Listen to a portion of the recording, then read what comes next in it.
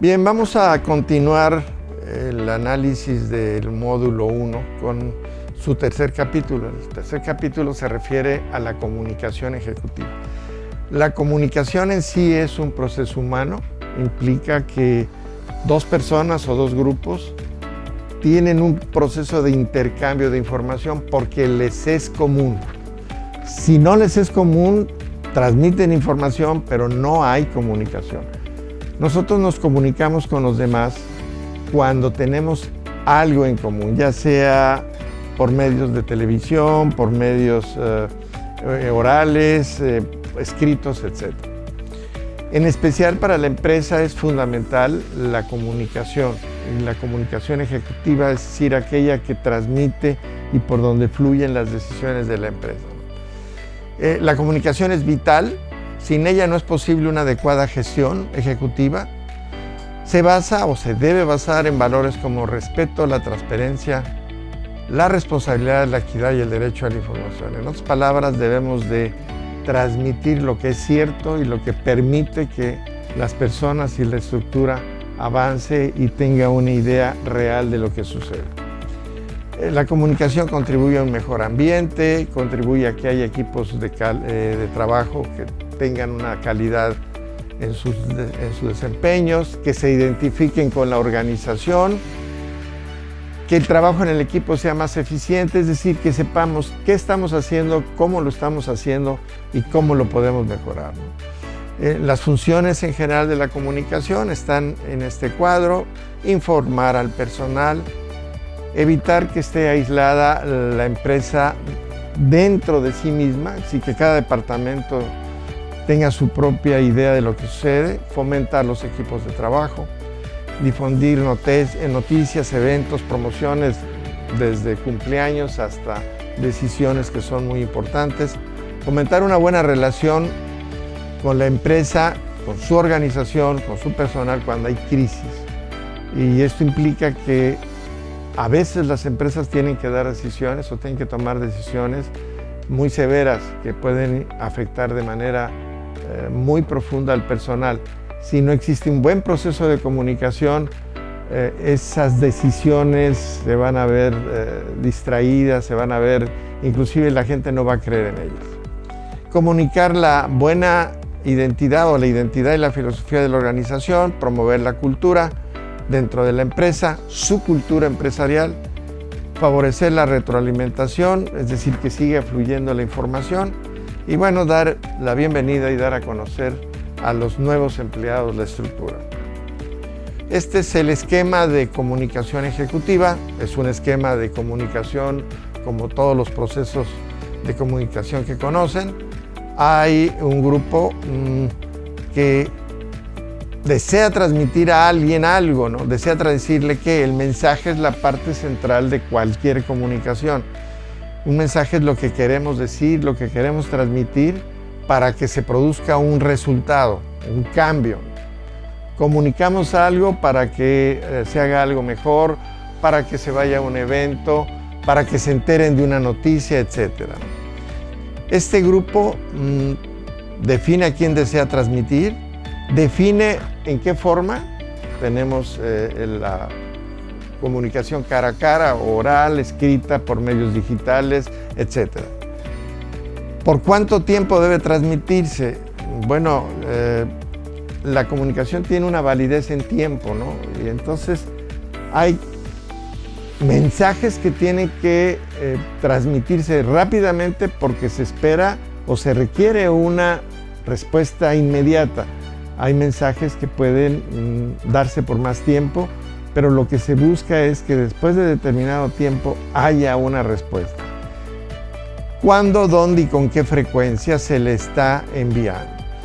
Y esto implica una retroalimentación de los que reciben el mensaje. Y estos que reciben el mensaje, los receptores originales, se convierten a su vez en emisores de su respuesta. Y se vuelve a crear un círculo. Por eso aquí está que el emisor 1 al receptor 2, pero este receptor se vuelve emisor con la retroalimentación. Estos mensajes, esta función de comunicación implica 3 orientaciones básicas. Ordena y da sentido, ¿qué hay que hacer? Influye y persuade, modifica las actitudes y es integradora, incorpora a las gentes. Dentro de la organización, la información, el lenguaje propio de la empresa, las empresas van creando y las organizaciones van creando su propio lenguaje.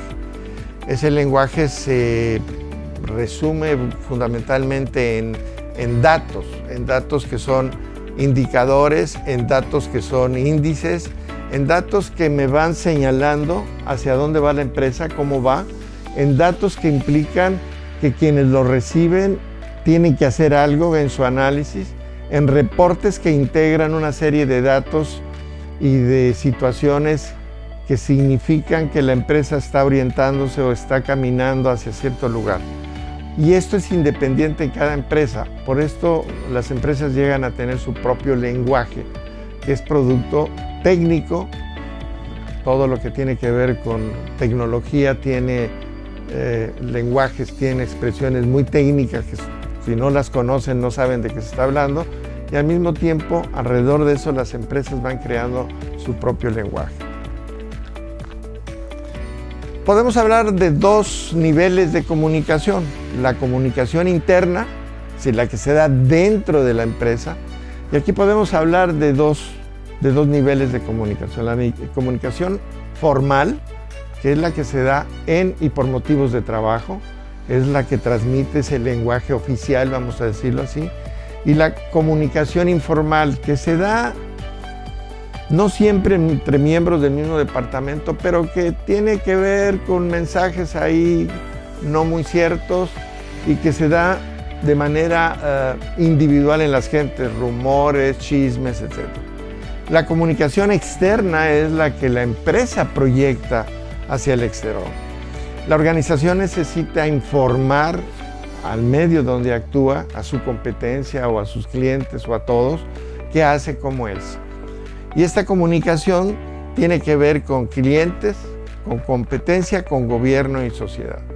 Hay 2 formas prácticas de comunicación: la directa, verbal y corporal, escrita, medios informáticos, y la indirecta, que tiene que ver con escritos en medios informáticos, circulares o en prensa, etc. Recomendaciones para una buena comunicación. En resumen, debe haber una actitud asertiva. Lo que vayamos a comunicar no verbal debe de alinearse con el contenido y con el mensaje que queremos dar. El mejor canal es la comunicación cara a cara, la personalizada. No debemos asumir que las personas son iguales o que están entendiendo lo que les decimos. No debemos distorsionar el mensaje con presuposiciones o con algún otro tipo de idea anticipada. Debemos buscar una participación dinámica, es decir, debe haber un proceso de emisor a receptor, de receptor a emisor, debe haber un diálogo permanente. Fundamental es identificar el perfil de la persona y su canal de acceso. El perfil de la persona es persona que es muy difícil de trato, la comunicación tiene que ser sobre ciertas formas. Hay persona que está distraída, tenemos que buscar, o que es muy agresiva, cómo comunicarnos con ella. Y el canal de acceso, bueno, si es visual, si es auditivo, si es kinestésico. Volumen adecuado de voz, pronunciar con nitidez y claridad, redactar clara y concisamente si es escrito, definir el resultado deseado. Esto es fundamental. Comunico algo para lograr un resultado. Si no voy a lograr un resultado o no quiero lograr un resultado, no debo de comunicar. Yo comunico para lograr un resultado, una respuesta. Asegurarse de lo que dice es exactamente lo que queremos decir. La comunicación debe ser efectiva, a tiempo, veraz y basada en el principio de escuchar. Hay mucha gente que habla pero no escucha. Hay mucha gente que da información, pero no escucha información. Evite la omisión de elemento o una parte de la realidad.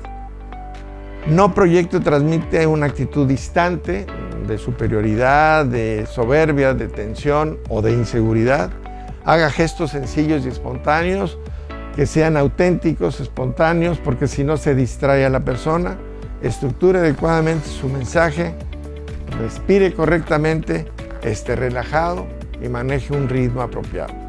Si va a ser esto escrito, va a ser a base de imágenes, bueno, busque usted que los colores, las tonalidades, la estructura de la imagen realmente proyecte su mensaje.